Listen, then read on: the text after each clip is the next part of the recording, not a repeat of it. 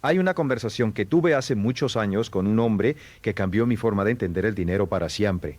No era un millonario famoso, no aparecía en revistas, no tenía un yate ni una mansión visible desde la calle. Era un hombre mayor de unos 70 años que vivía en una casa modesta en las afueras de Phoenix, Arizona. Me lo presentaron en una pequeña reunión de negocios y cuando me dijeron que tenía un patrimonio neto superior a los 40 millones de dólares, yo no podía creerlo. Le pregunté con toda la ingenuidad de mis veintitantos años cuál era su secreto. Y él se quedó en silencio por un momento, me miró directamente a los ojos y me dijo algo que nunca olvidé. Me dijo: Brian, yo nunca perseguí el dinero. Aprendí a convertirme en alguien a quien el dinero quiere encontrar. Esa frase me persiguió durante semanas, la escribí en mi cuaderno, la pegué en el espejo de mi baño, la repetí mentalmente mientras manejaba. Y con el tiempo, después de estudiar a miles de personas exitosas, después de entrevistar a empresarios, inversores, emprendedores y personas que habían construido fortunas desde cero, entendí exactamente lo que ese hombre quería decirme. Y hoy en esta conversación contigo quiero compartirte todo lo que aprendí, porque hay algo que nadie te enseña en la escuela. Hay algo que tus padres probablemente no sabían cómo explicarte, no porque no te quisieran, sino porque a ellos tampoco nadie se lo explicó. Y es esto: el dinero no es una consecuencia del trabajo duro solamente. El dinero es una consecuencia de quién eres, de cómo piensas, de las decisiones que tomas cada día y de los hábitos que has construido o que has permitido que se construyan solos sin tu conciencia. Quiero que pienses en esto por un momento. Dos personas nacen en la misma ciudad, van a la misma escuela, tienen acceso a las mismas oportunidades básicas. 20 años después, una de ellas está luchando para pagar sus deudas y la otra está construyendo su segundo negocio. ¿Qué pasó? ¿Fue la suerte? ¿Fue el talento? ¿Fue que una tuvo más contactos o más dinero al empezar? En la mayoría de los casos, no. En la mayoría de los casos, la diferencia fue invisible, fue interna. Fue una serie de pequeñas decisiones, pequeños hábitos, pequeñas formas de pensar que se acumularon con el tiempo hasta crear realidades completamente diferentes. Y esto es lo que me apasiona. Esto es lo que llevo décadas estudiando y enseñando. Porque si la diferencia es interna, eso significa que está al alcance de cualquiera. Eso significa que tú, independientemente de dónde estés ahora mismo, independientemente de cuánto dinero tienes o no tienes en este momento, puedes empezar a cambiar la trayectoria de tu vida financiera desde hoy, pero primero necesito ser honesto contigo sobre algo. El camino no es fácil. No te voy a decir que hay un truco mágico, una fórmula secreta que los ricos esconden del resto del mundo. Eso sería deshonesto y tú mereces la verdad. Lo que sí existe son principios. Principios probados, verificados por la historia, por la psicología, por la experiencia de millones de personas que han construido riqueza desde cero, y esos principios, cuando los aplicas con consistencia y con paciencia, producen resultados extraordinarios. Empecemos por el principio más fundamental de todos, el que subyace a todo lo demás y que la mayoría de las personas nunca comprende del todo. Y es la diferencia entre una mentalidad de escasez y una mentalidad de abundancia. Ahora sé lo que estás pensando. Brian, ya escuché eso antes. Mentalidad de abundancia, mentalidad de escasez, eso es básico y tienes razón, es un concepto conocido, pero conocer un concepto y vivirlo son dos cosas completamente distintas. Y lo que quiero hacer contigo hoy es ir más profundo que la superficie, ir más allá de la definición y mostrarte cómo esa mentalidad se manifiesta en decisiones concretas, en comportamientos cotidianos, en patrones que quizás estás viviendo ahora mismo sin darte cuenta. Una persona con mentalidad de escasez ve el dinero como algo limitado. Cree en algún nivel profundo de su psicología que hay una cantidad fija de riqueza en el mundo y que si alguien más tiene más, entonces hay menos para ella. Esta creencia produce comportamientos muy específicos. Produce envidia, produce resentimiento hacia los que tienen éxito, produce una relación de amor y odio con el dinero donde por un lado lo deseas y por el otro lo rechazas porque en algún rincón de tu mente lo asocias con algo malo, con la codicia, con la injusticia, con la pérdida de valores. ¿Te suena familiar? ¿Alguna vez has sentido incomodidad cuando alguien cercano a ti tiene éxito financiero? ¿Alguna vez has pensado, aunque sea por un segundo, que los ricos son de alguna manera corruptos o deshonestos? ¿Alguna vez has sentido culpa cuando ganaste más dinero del que esperabas? Estas son señales. No son señales de que seas mala persona, son señales de que hay programas en tu mente que trabajan en tu contra. Y esos programas se instalaron muy temprano, quizá cuando escuchabas conversaciones de adultos que decían que el dinero no crece en los árboles, que los ricos son ricos porque explotan a los pobres, que los ricos son ricos porque explotan a los pobres, que querer mucho dinero es señal de ambición desmedida o de falta de espiritualidad. Yo crecí en una familia con muy pocos recursos. Hubo momentos en mi infancia en que no teníamos suficiente comida. Trabajé desde muy joven, lavando platos, cargando cacas, haciendo cualquier cosa que me diera algo de dinero y durante años, a pesar de trabajar durísimo, el dinero simplemente no se quedaba. Llegaba y se iba. No importaba cuánto ganara, siempre había una razón para gastarlo, siempre había una emergencia, siempre había algo que me llevaba de vuelta al punto de partida. Y fue solo cuando empecé a estudiar la psicología del dinero, cuando empecé a leer libros sobre las personas que habían construido riqueza, cuando empecé a hacerme preguntas incómodas sobre mis propias creencias, que entendí lo que estaba pasando. El problema no era mi trabajo, el problema no era mi inteligencia, el problema era mi relación con el dinero. Y esa relación estaba gobernada por creencias que yo ni siquiera sabía que tenía. La mentalidad de abundancia, por otro lado, parte de una premisa completamente diferente. Parte de la premisa de que la riqueza no es fija, que se crea que hay suficiente para todos y que el éxito de otra persona no disminuye tus posibilidades, sino que las confirma. Porque si alguien más pudo construir riqueza desde cero, eso es evidencia de que es posible. Eso es evidencia de que el camino existe. Pero aquí viene algo que quiero que escuches con mucha atención, porque es uno de los errores más comunes que cometen las personas cuando aprenden sobre mentalidad de abundancia. Pensar en abundancia no es suficiente. No puedes simplemente repetir afirmaciones positivas frente al espejo y esperar que el dinero llegue. La mentalidad es el punto de partida, no el punto de llegada. La mentalidad correcta te lleva a tomar decisiones correctas. Las decisiones correctas te llevan a acciones correctas, repetidas con consistencia en el tiempo, producen resultados. Es una cadena. Y si rompes la cadena en cualquier punto, el sistema no funciona. Permíteme contarte sobre un estudiante mío, lo llamaré Carlos para proteger su privacidad, que llegó a uno de mis seminarios hace varios años. Carlos era un hombre inteligente, bien educado, con un trabajo estable en una empresa de tecnología. Ganaba un buen salario, mucho mejor que el promedio, pero a sus 42 años no tenía ahorros significativos, tenía deudas en varias tarjetas de crédito y vivía con la ansiedad constante de que cualquier emergencia podría desestabilizar su vida completamente. Cuando hablé con Carlos en privado, le hice una pregunta simple: ¿qué haces con tu dinero? Y él me respondió con una lista de gastos, de compromisos, de cosas que tenía que pagar. Nunca mencionó ahorro, nunca mencionó inversión, nunca mencionó un plan. Y cuando le pregunté por qué no ahorraba, me dijo algo que he escuchado miles de veces: es que no me sobra nada al final del mes. Y ahí estaba el problema, no en el monto de su salario. El problema estaba en una sola palabra: sobra. Carlos estaba esperando que el dinero sobrara para ahorrarlo. Y el dinero nunca sobra, nunca. Porque el gasto siempre expande para llenar el ingreso disponible. Es una ley tan predecible como la gravedad. Le expliqué a Carlos el principio que cambió mi vida y que ha cambiado la vida de millones de personas. Págate a ti mismo primero. Antes de pagar el alquiler, antes de pagar las deudas, antes de comprar comida, incluso separa un porcentaje de lo que ganas para ti mismo, para tu futuro, para tu libertad, y luego vive con lo que queda. Carlos me miró como si le hubiera dicho que saltara desde un avión sin paracaídas. Pero Brian, si hago eso no podré pagar mis cuentas. Y le dije: Carlos, llevas 20 años pagando todas tus cuentas y no tienes nada ahorrado. El sistema que estás usando no funciona. Es hora de probar uno diferente. 3 años después, Carlos me escribió un correo electrónico. Había empezado ahorrando el 10% de su salario, luego subió al 15%, luego al 20%. Había pagado 2 de sus tarjetas de crédito. Tenía un fondo de emergencia que le daba tranquilidad real por primera vez en su vida adulta.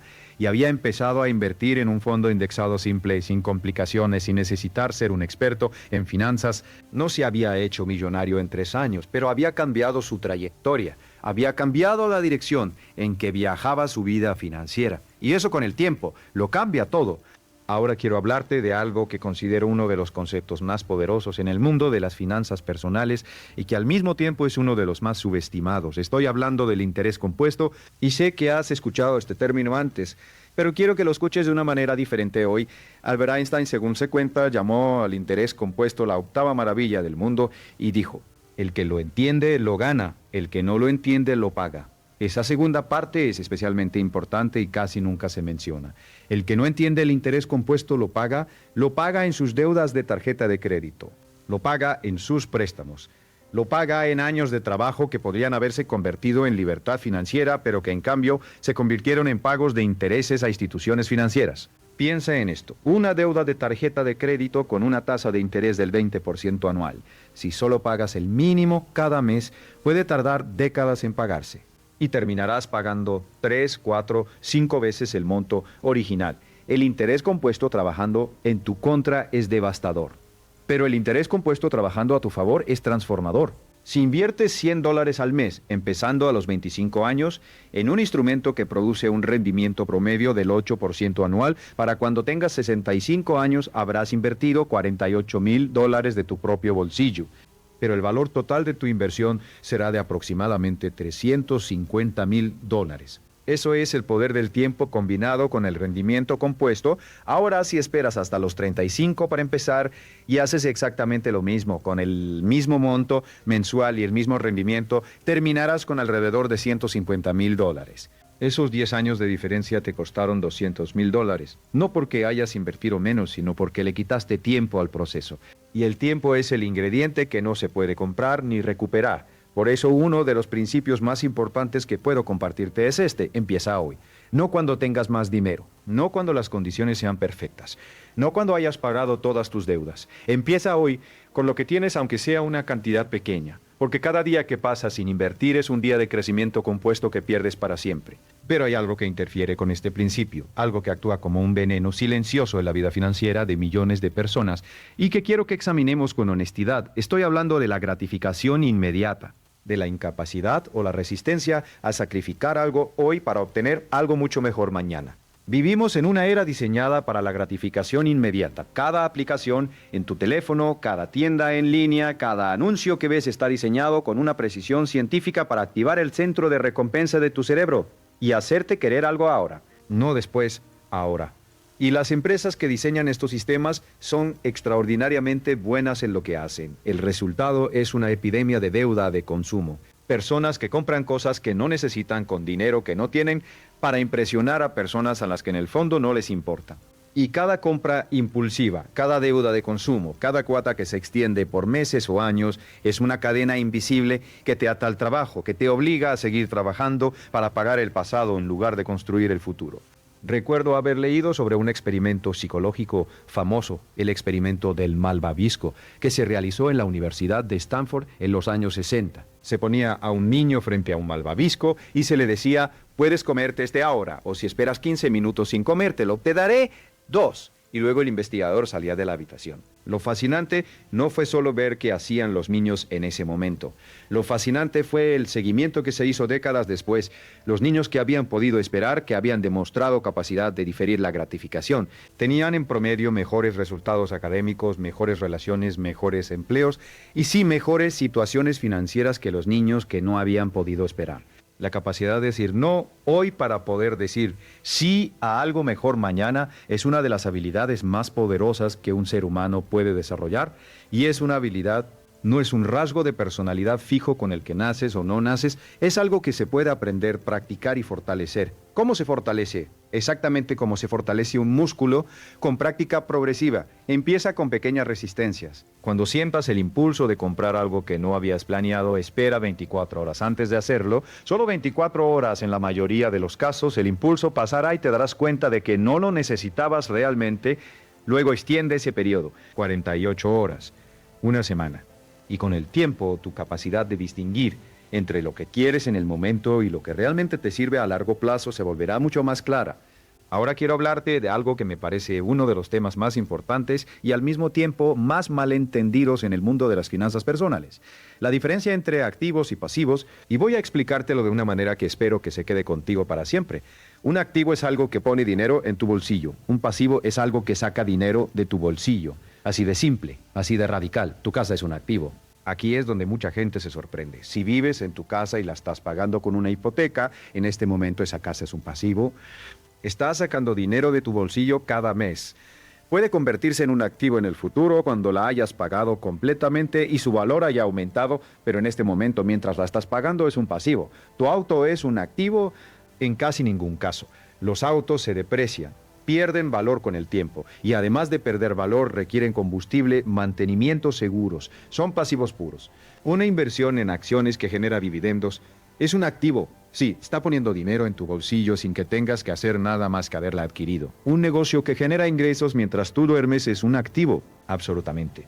La estrategia financiera de las personas que construyen riqueza real se puede resumir en una frase: adquieren activos y minimizan pasivos. Usan su dinero para comprar cosas que generan más dinero y evitan usar su dinero para comprar cosas que simplemente consumen más dinero. Esto suena simple, y lo es, pero va completamente en contra de lo que la sociedad de consumo te dice que hagas. La sociedad de consumo te dice que trabajes duro, que te compensas cosas bonitas como recompensa, que te mereces el auto nuevo, la ropa de marca, las vacaciones de lujo financiadas con crédito. Y si sigues ese camino, puedes trabajar 40 años y llegar a la jubilación sin nada. He conocido a personas que ganaron salarios extraordinarios durante toda su vida laboral y llegaron a los 65 años sin ahorros significativos. Y he conocido a personas con ingresos modestos que construyeron patrimonio sólido simplemente porque entendieron y aplicaron este principio: adquirir activos, minimizar pasivos. Ahora bien, aquí viene una matiz importante que quiero que consideres. No estoy diciendo que nunca disfrutes de tu dinero. No estoy diciendo que vivas como una seta, que nunca salgas a cenar, que nunca te compres algo que te guste. Eso sería una vida miserable y no es el objetivo. El objetivo es la libertad. Y la libertad requiere equilibrio. Lo que sí estoy diciendo es que el orden importa. Primero construyes activos, primero te pagas a ti mismo, primero inviertes en tu futuro. Y luego, con lo que queda, vives bien dentro de tus posibilidades. No al revés, porque al revés no funciona. Al revés, llevas décadas trabajando y el resultado es deuda y ansiedad. Hablemos ahora de algo que me parece fundamental y que tiene que ver con cómo generas ingresos. Hay básicamente dos maneras de ganar dinero. La primera es intercambiar tu tiempo por dinero. Trabajas una hora, te pagan por esa hora. Trabajas 40 horas a la semana, te pagan por 40 horas. Si no trabajas, no te pagan. Este es el modelo en el que vive la gran mayoría de las personas. Y tiene un límite muy claro: solo tienes 24 horas al día. La segunda manera es hacer que tu dinero o tus sistemas trabajen por ti. Inviertes en acciones y esas acciones generan dividendos mientras tú duermes. Construyes un negocio que opera sin tu presencia constante. Escribes un libro que se vende año tras año. Creas contenido digital que genera ingresos pasivos. En este modelo, tu tiempo y tu dinero están desconectados. Puedes ganar dinero mientras descansas, mientras viajas, mientras pasas tiempo con tu familia. Los ricos, en su gran mayoría, han hecho la transición del primer modelo al segundo, no necesariamente de golpe, no necesariamente abandonando el primer modelo de la noche a la mañana, sino gradualmente, construyendo fuentes de ingresos pasivos en paralelo con sus ingresos activos, hasta que los ingresos pasivos son suficientes para sostener su estilo de vida sin necesidad de intercambiar tiempo por dinero. Robert Kiyosaki lo llama el cuadrante del flujo de dinero, y aunque no voy a entrar en todos los detalles de su sistema, el concepto central es poderoso. El objetivo final es estar en el lado derecho del cuadrante, donde tu dinero trabaja para ti en lugar de tú trabaja para el dinero. ¿Cómo se hace eso? Empieza por entender que cada dólar que ahorras e inviertes es un pequeño empleado que trabaja para ti las 24 horas del día, los 7 días de la semana, sin quejarse, sin pedir vacaciones, sin enfermarse.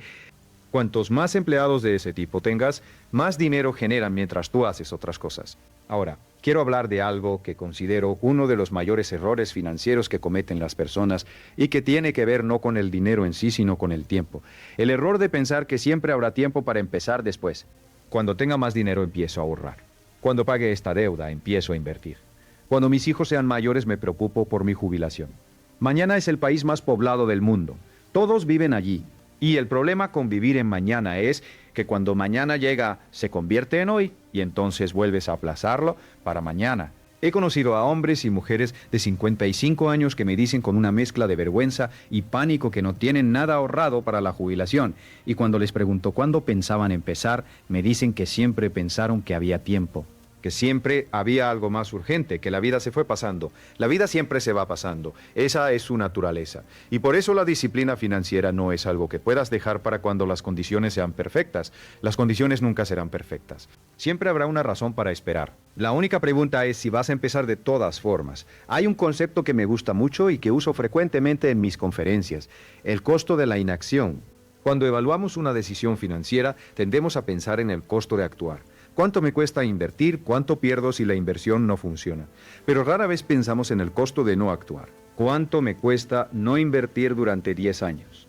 ¿Cuánto me cuesta no ahorrar durante 20 años? ¿Cuánto me cuesta seguir con los mismos hábitos financieros que tengo ahora durante los próximos 15 años?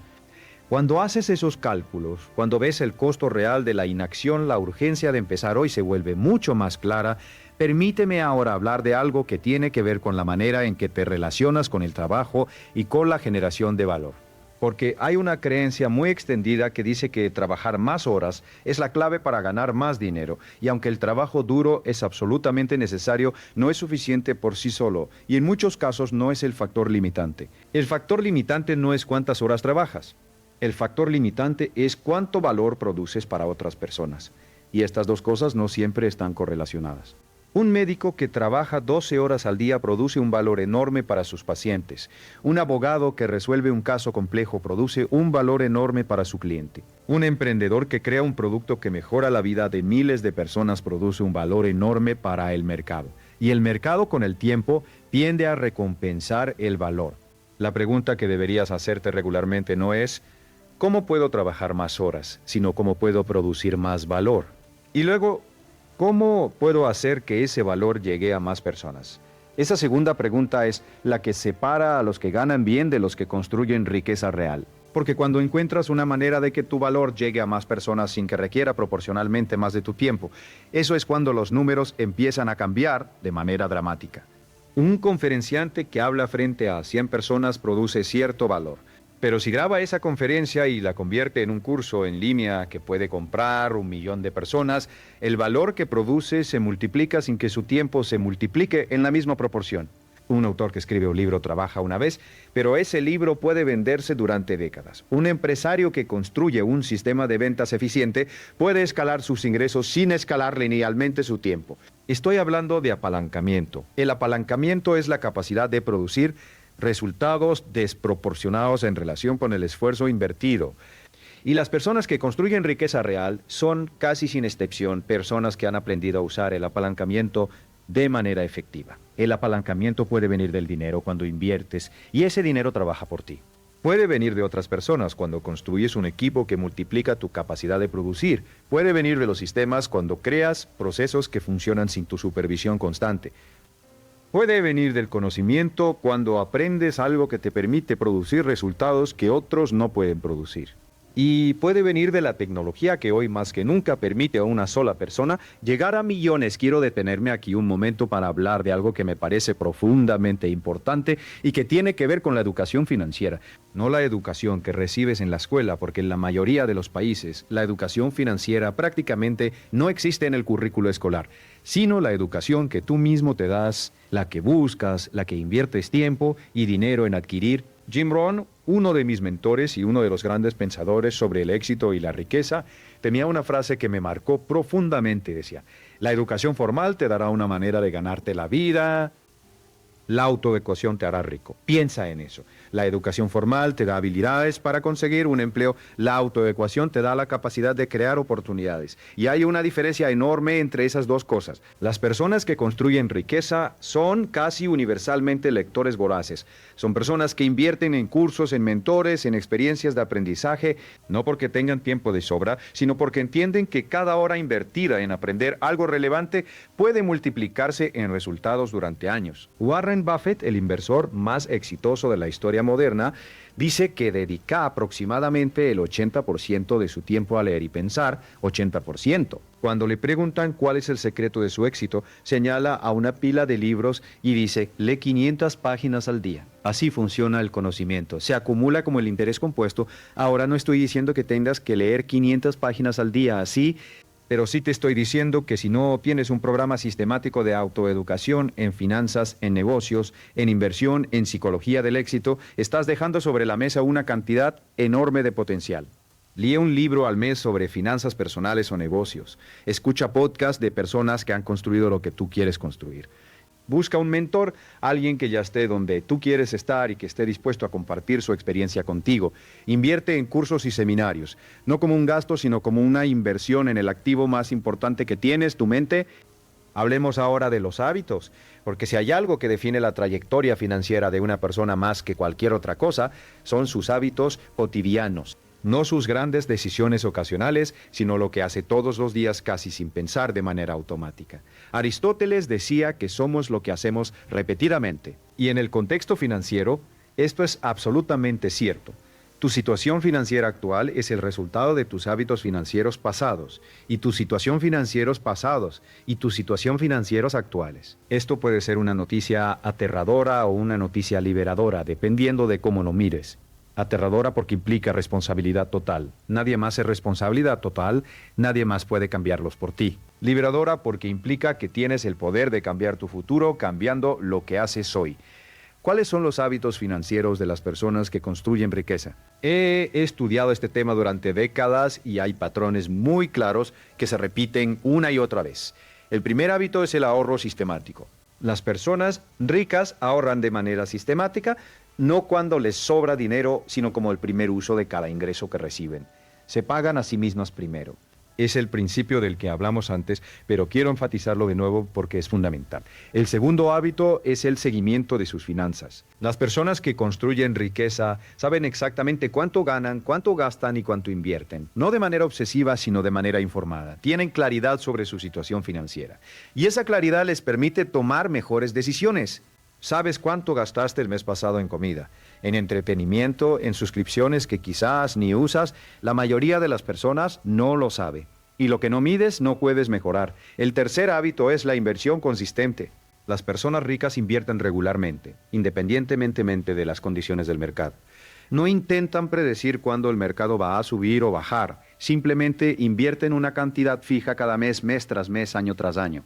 Esta estrategia se llama promedio de costo en dólares y es extraordinariamente efectiva porque elimina el riesgo de intentar sincronizar el mercado, que es algo que ni siquiera los profesionales hacen bien consistentemente. El cuarto hábito es la búsqueda continua de aprendizaje. Ya hablamos de esto, pero vale la pena repetirlo como hábito. Las personas ricas nunca dejan de aprender. Siempre están leyendo, estudiando, buscando nuevas perspectivas. Tratan su educación como un proceso continuo, no como algo que terminó cuando se graduaron. El quinto hábito es la asociación deliberada. Las personas ricas son muy cuidadosas con las personas con quienes pasan su tiempo. Buscan activamente relacionarse con personas que tienen más experiencia, más éxito, más experiencia que ellas, porque saben que somos el promedio de las 5 personas con quienes pasamos más tiempo. Piensa en las 5 personas con quienes pasas más tiempo.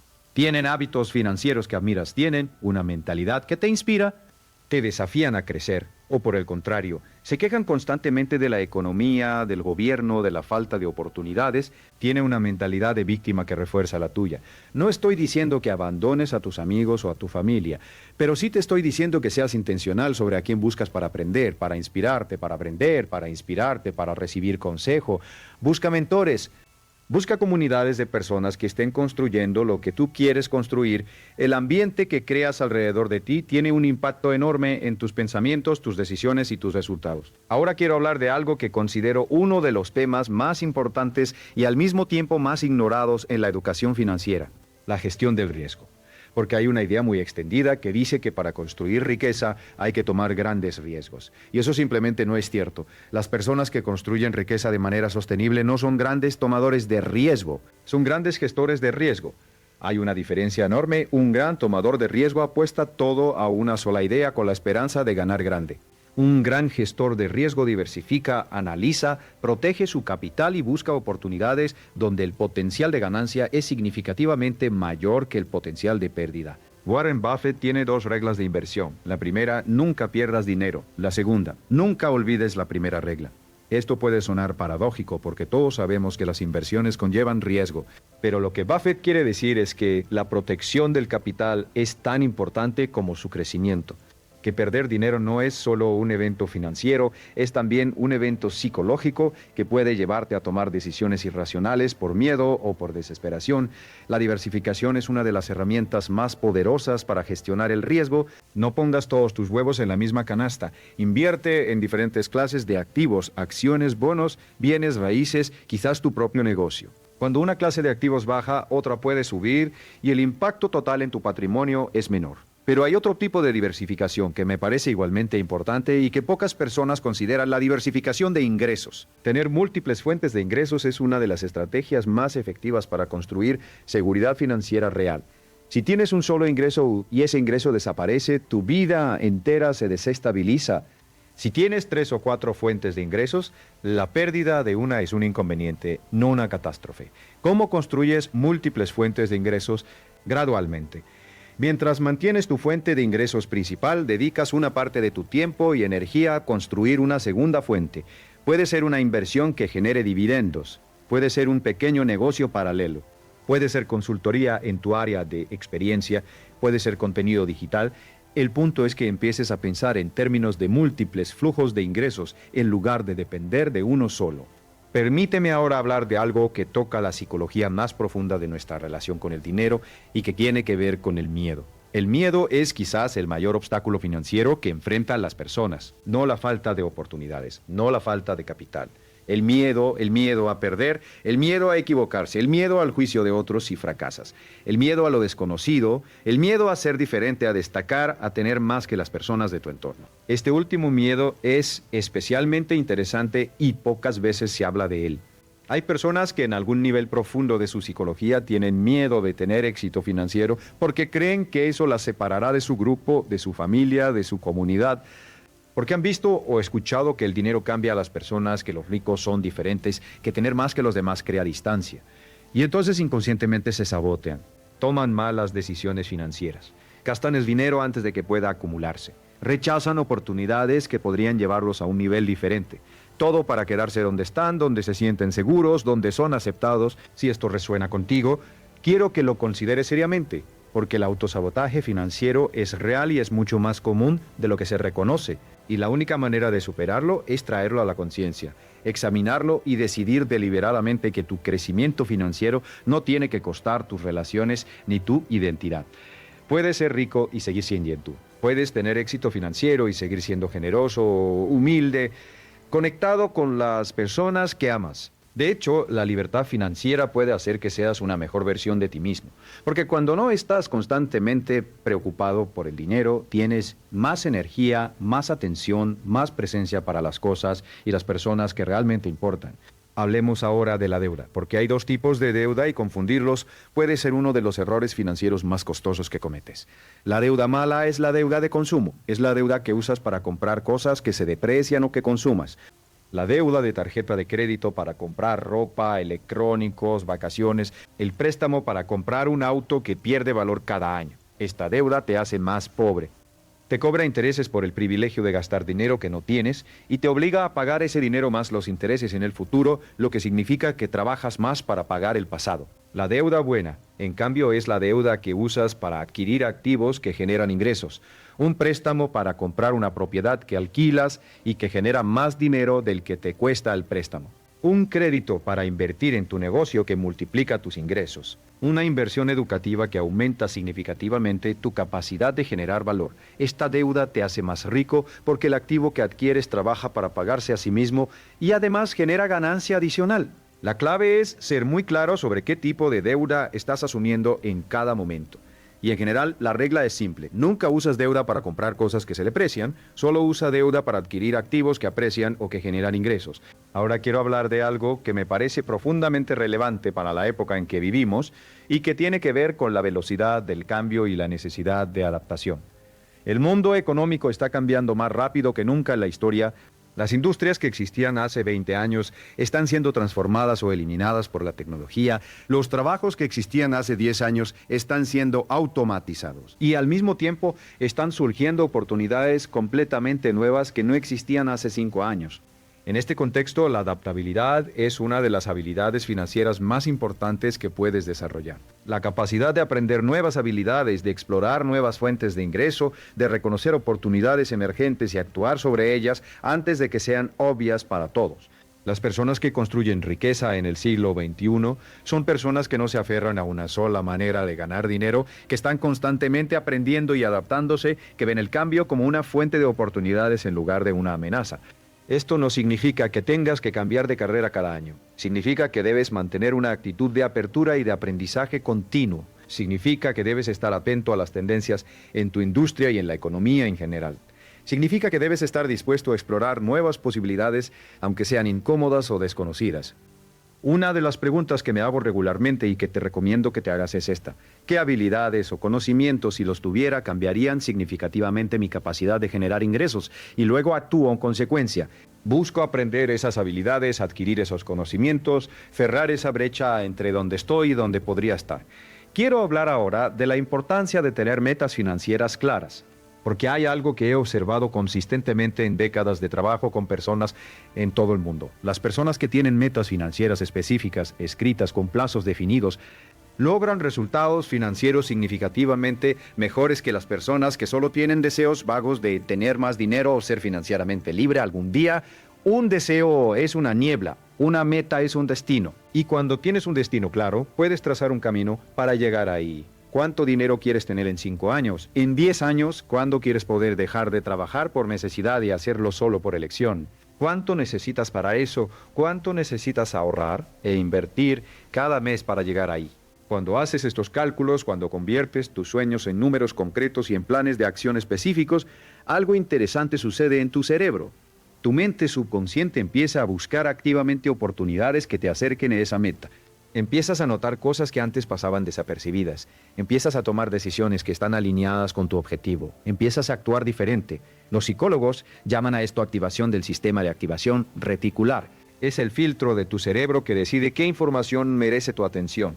Cuando tienes una meta clara, ese filtro se calibra para buscar información relevante para esa meta. Es como cuando compras un auto nuevo y de repente empiezas a ver ese mismo modelo en todas partes. Los autos siempre estuvieron ahí. Simplemente ahora tu cerebro los nota porque son relevantes para ti.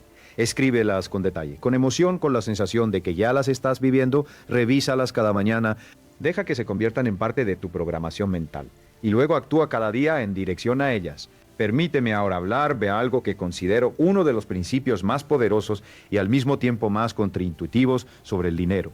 Y es la relación entre dar y recibir. Hay una ley que opera en el universo económico y que ha sido documentada tanto por tradiciones espirituales como por investigaciones psicológicas modernas. Y es que las personas que dan generosamente, que contribuyen al bienestar de otros, que crean valor para el mundo, tienden a recibir más de vuelta. No siempre de la misma fuente, no siempre de la misma manera, pero la generosidad tiende a generar abundancia. Ahora, quiero ser cuidadoso aquí porque no quiero que esto suene como magia o como una promesa vacía.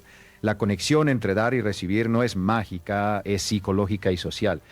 Cuando eres generoso, construyes reputación. Cuando contribuyes valor, las personas quieren trabajar contigo, referirte a otros, darte oportunidades.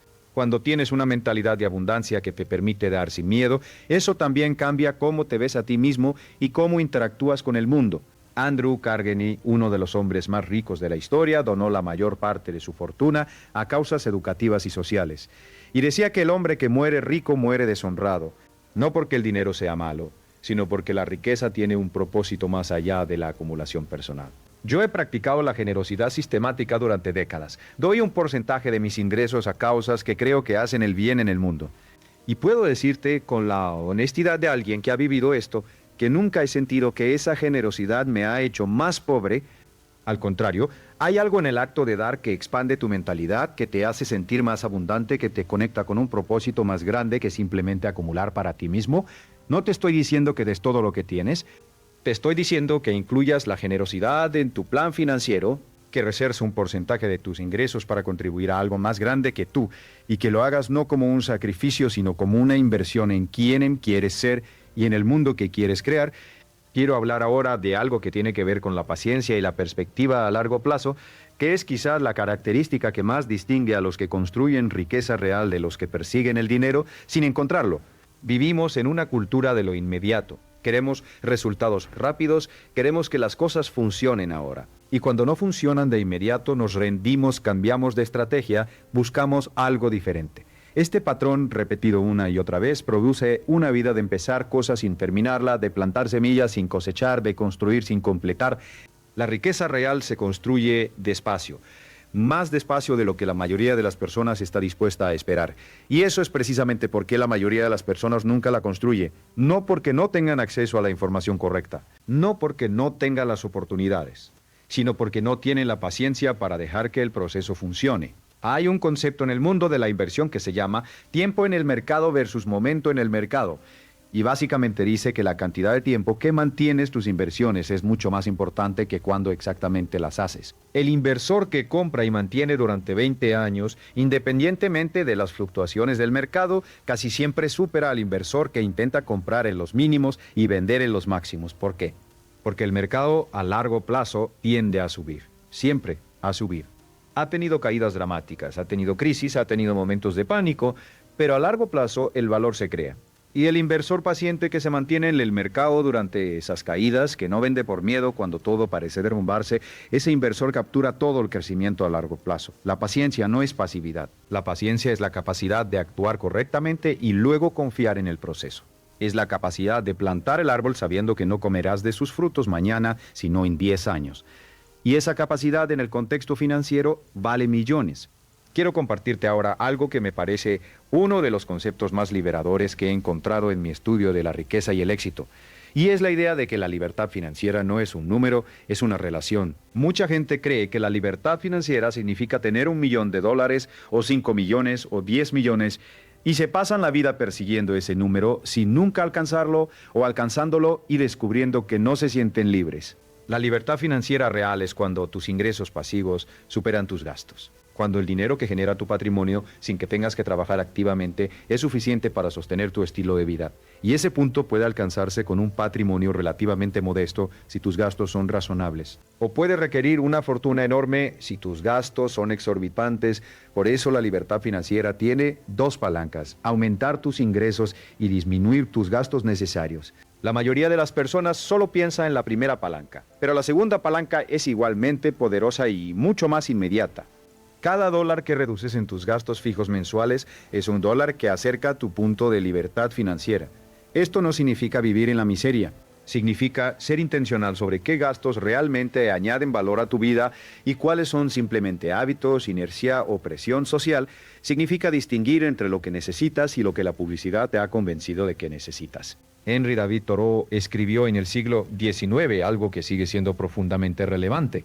La riqueza es la capacidad de experimentar plenamente la vida, no la capacidad de comprar cosas, la capacidad de vivir plenamente. Y esa es una definición que me parece mucho más poderosa y más alcanzable que cualquier número en una cuenta bancaria. Hablemos ahora de algo que tiene que ver con la mentalidad del emprendedor, porque creo que hay lecciones del emprendimiento que son valiosas para cualquier persona, independientemente de si tiene o quiere tener un negocio propio. El emprendedor exitoso tiene una relación con el fracaso completamente diferente a la del empleado promedio. Para el emprendedor, el fracaso no es el final, es información, es retroalimentación. Es parte del proceso de encontrar lo que funciona. Thomas Edison no falló 1000 veces antes de inventar la bombilla. Encontró 1000 maneras de que no funcionaba y cada una de esas maneras le enseñó algo que lo acercó al éxito. Esta mentalidad aplicada a las finanzas personales es transformadora. Cuando una inversión no funciona como esperabas, eso es información. Cuando un plan financiero no produce los resultados que anticipabas, eso es retroalimentación. La pregunta no es ¿por qué me pasa esto a mí?, sino ¿qué puedo aprender de esto que me haga mejor? Las personas que construyen riqueza no son personas que nunca cometen errores financieros, son personas que cometen errores, aprenden de ellos y siguen adelante más sabias. Son personas que no dejan que el miedo al error las paralice, sino que actúan, evalúan, ajustan y continúan. Yo he cometido errores financieros importantes en mi vida. He hecho inversiones que no funcionaron.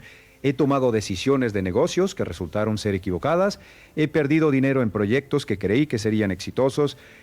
Y cada uno de esos errores me enseñó algo valioso que no habría aprendido de ninguna otra manera: el precio de la educación financiera real. A veces se paga con errores. La clave es que esos errores sean manejables, que no te destruyan, que sean errores de los que puedas recuperarte y seguir adelante más sabio. Por eso la gestión del riesgo que mencionamos antes es tan importante.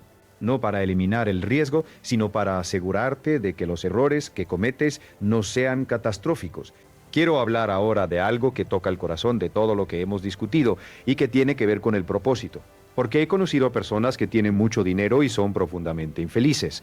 Y he conocido a personas con recursos modestos que viven con una satisfacción y una alegría que muchos ricos envidiarían. Y la diferencia en la mayoría de los casos no es el dinero. Es el propósito. El dinero es un amplificador. Amplifica lo que ya eres. Si eres una persona generosa, el dinero te permite ser más generoso. Si eres una persona curiosa, el dinero te permite explorar más. Si eres una persona que vive con propósito, el dinero te da más capacidad de vivir ese propósito. Pero si eres una persona que no sabe qué quiere, que no tiene un sentido claro de para qué está aquí, el dinero simplemente amplifica esa confusión. Por eso, antes de obsesionarte con cómo ganar más dinero, te invito a hacerte una pregunta más profunda. ¿Para qué quieres el dinero? No la respuesta superficial, no para tener seguridad o para vivir mejor. La respuesta real, profunda. ¿Qué quieres hacer con tu libertad financiera cuando la tengas? ¿Qué impacto quieres tener en el mundo? ¿Qué experiencias quieres vivir? ¿Qué legado quieres dejar? Cuando tienes respuestas claras a esas preguntas, el dinero deja de ser el objetivo y se convierte en el instrumento. Y paradójicamente, cuando el dinero es el instrumento, en lugar del objetivo, tiende a llegar con más facilidad. Porque ya no estás persiguiéndolo con desesperación. Estás construyendo algo que tiene sentido para ti, que te apasiona, que te motiva a levantarte cada mañana, y el dinero es la consecuencia natural de esa construcción. Recuerdo a un empresario que conocí en una conferencia en Toronto hace muchos años. Era un hombre de unos 45 años que había construido una empresa de logística que facturaba varios millones de dólares al año. Pero cuando hablé con él en privado, me dijo que se sentía vacío, que había pasado 20 años construyendo algo que no le apasionaba, que lo había hecho porque era un buen negocio, y que ahora tenía el dinero, pero no tenía la vida. Le pregunté qué le habría apasionado hacer si el dinero no fuera una consideración, y sus ojos se iluminaron. Me habló de la educación, de cómo quería crear escuelas en comunidades desatendidas, de cómo le parecía que la educación era la raíz de todos los problemas sociales que le preocupaban. Y le dije, ¿y qué te impide hacer eso ahora? Y se quedó en silencio. 3 años después me escribió, había vendido su empresa de logística. Había fundado una organización sin fines de lucro dedicada a crear programas educativos innovadores en comunidades rurales. Ganaba menos dinero que antes, pero me dijo que era el periodo más rico de su vida, que se levantaba cada mañana con energía y propósito, que sentía que finalmente estaba usando sus recursos, su tiempo, su energía y su dinero para algo que realmente importaba. Eso es la libertad financiera real. No es el número en tu cuenta bancaria, es la capacidad de usar tu vida, incluyendo tu dinero, de la manera que tiene más sentido para ti. Ahora quiero darte algo concreto. Quiero darte un conjunto de principios prácticos que puedes empezar a aplicar desde hoy, independientemente de dónde estés en tu camino financiero. El primero, decide cuánto quieres tener y para cuándo escríbelo. Ponle un número y una fecha. No quiero ser rico algún día. Quiero tener X cantidad de dinero invertido para el año tal. La especificidad es poder. El segundo, empieza a pagarte a ti mismo primero. Hoy, no el mes que viene. Hoy abre una cuenta de ahorro separada. Si no la tienes, configura una transferencia automática de al menos el 10% de cada ingreso que recibas. Automatízalo para que no dependas de tu fuerza de voluntad. El tercero, elimina o reduce drásticamente la deuda de consumo. Si tienes deudas de tarjeta de crédito, ponlas en orden de tasa de interés y empieza a atacar la más cara primero mientras pagas el mínimo en las demás. Cada deuda que eliminas libera flujo de caja para invertir. El cuarto, empieza a invertir aunque sea poco. Si no sabes por dónde empezar, los fondos indexados de bajo costo son una opción excelente para la mayoría de las personas. No requieren ser un experto, no requieren mucho tiempo y históricamente han producido rendimientos sólidos a largo plazo. El quinto, edúcate financieramente de manera sistemática. Lee un libro al mes sobre finanzas, inversión o negocios. Escucha podcasts de personas que han construido lo que tú quieres construir. Busca un mentor o una comunidad de personas que compartan tus objetivos financieros. El sexto, examina tus gastos con honestidad. Revisa tu estado de cuenta bancario de los últimos 3 meses. Identifica los gastos que no añaden valor real a tu vida. Elimínalos o redúcelos y redirige ese dinero hacia el ahorro y la inversión. El séptimo, trabaja en tu mentalidad tan sistemáticamente como trabajas en tus finanzas. Lee sobre psicología del éxito. Practica la gratificación diferida. Cultiva la paciencia. Rodéate de personas que tengan la mentalidad que quieres desarrollar, porque sin la mentalidad correcta, las estrategias correctas no funcionan. El octavo, busca activamente maneras de añadir más valor al mundo, en tu trabajo, en tu negocio, en tus relaciones. Pregúntate constantemente, ¿cómo puedes ser más valioso? ¿Cómo puedes servir mejor? ¿Cómo puedes servir mejor? ¿Cómo puedes resolver problemas más grandes? Porque el valor que creas para otros es la fuente de tu prosperidad. Quiero hablar de algo más antes de cerrar esta conversación, algo que me parece fundamental y que tiene que ver con la consistencia, porque uno de los mayores enemigos del éxito financiero no es la falta de conocimiento ni la falta de oportunidades, es la inconsistencia. Empezar con entusiasmo y luego abandonar cuando los resultados tardan en llegar. Ahorrar durante 3 meses y luego gastarlo todo en algo impulsivo. Invertir durante 1 año y luego vender todo cuando el mercado baja. Leer un libro inspirador y sentirse motivado por 1 semana y luego volver exactamente a los mismos hábitos de antes. La consistencia es lo que convierte el conocimiento en resultados. Es lo que convierte la intención en realidad. Es lo que separa a las personas que hablan de sus sueños financieros de las personas que los viven. Y la consistencia no requiere perfección, no tienes que hacerlo todo perfectamente todos los días. Hay días en que te saldrás del camino, hay meses en que no podrás ahorrar tanto como querías. Hay momentos en que tomarás una decisión financiera que luego lamentarás. Eso es normal. Eso es humano, lo que importa es que vuelvas al camino. Que no dejes que un mal mes se convierta en un mal año. Que no dejes que un error te convenza de que no puedes hacerlo. Que sigas con paciencia y con determinación en la dirección que has elegido. Hay una metáfora que me gusta mucho para ilustrar esto. Imagina que estás navegando en barco desde un puerto en la costa este de los Estados Unidos hacia Europa. La mayor parte del tiempo el barco no está apuntando exactamente hacia su destino, las corrientes, el viento, las olas lo desvían constantemente, pero el capitán hace pequeñas correcciones continuamente, mantiene el rumbo general y eventualmente el barco llega a su destino. Tu vida financiera es igual. No tienes que estar perfectamente en el camino todo el tiempo, solo tienes que hacer correcciones cuando te desvías y mantener el rumbo general hacia tu destino. Con el tiempo, la consistencia hace el trabajo. Quiero cerrar esta conversación con algo que espero que se quede contigo mucho después de que hayas terminado de escuchar esto.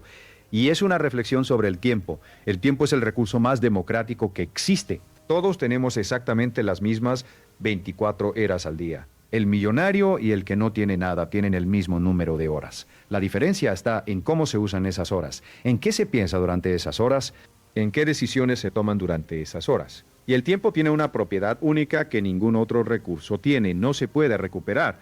El dinero perdido puede recuperar, el dinero perdido puede recuperar, las relaciones pueden repararse. Pero el tiempo que pasa, pasa para siempre. Cada día que vives sin un plan financiero claro es un día que no vuelve. Cada mes que pasa sin ahorrar es un mes de crecimiento compuesto que se pierde. Cada año que transcurre sin trabajar en tu educación financiera es un año de potencial no realizado. No te digo esto para producir culpa, te lo digo para producir urgencia. Urgencia de empezar, urgencia de actuar, urgencia de tomar las decisiones que sabes que debes tomar pero que has estado aplazando.